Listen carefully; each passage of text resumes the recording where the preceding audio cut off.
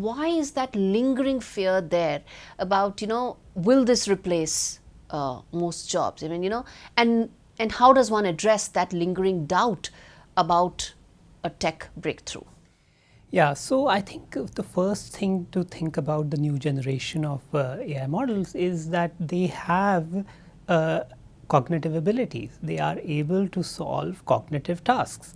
Now, if you think about the history of technology, when calculators came out, right, there were people who used to do those very cumbersome mathematical sort of calculations, which now did not need to do them by hand, but could use calculators. So, in the same way, there will be certain types of tasks and certain types of activities that these models will be able to do.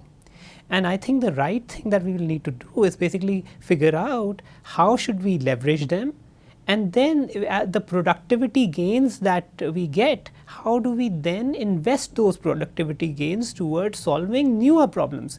So, if there are people, if we have more time now because we are more productive and we have access to these tools, the thing that society needs to ask itself is to how do we take on that extra amount of productivity that we have, and where should we focus it? Okay, and the answer that I would like that I would propose is basically there are so many challenges that we are facing. In fact, we should be thinking about using any sort of our brain power that we can get towards those things.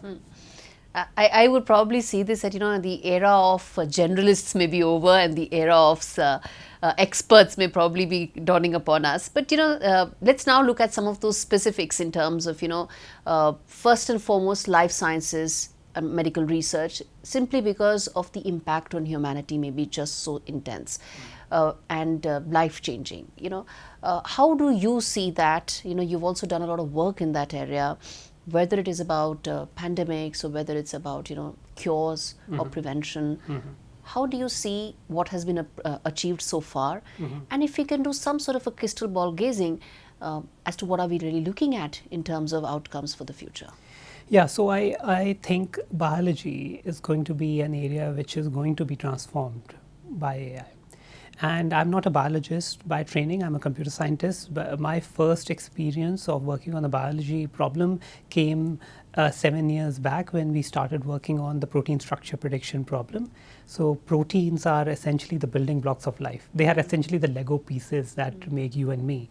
And yet scientists do not know what is the shape of these proteins, even though they are crucial in our understanding of how the human body works, how life works, how diseases can be treated and so on.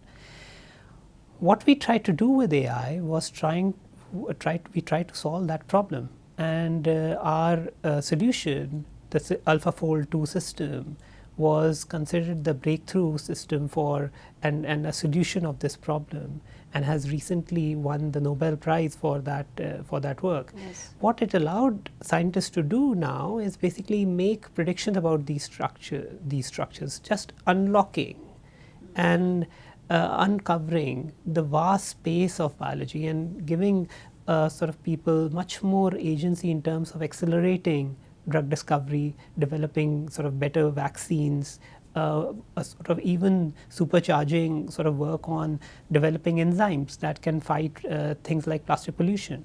So that is just one area of understanding the structure of proteins, the building blocks of life. Now think about that in the context of understanding our genome. Like what happens, how are we different in different ways, what does that mean in terms of our susceptibility to certain types of diseases. So the amount of information and knowledge that can be uncovered using these techniques is just immense.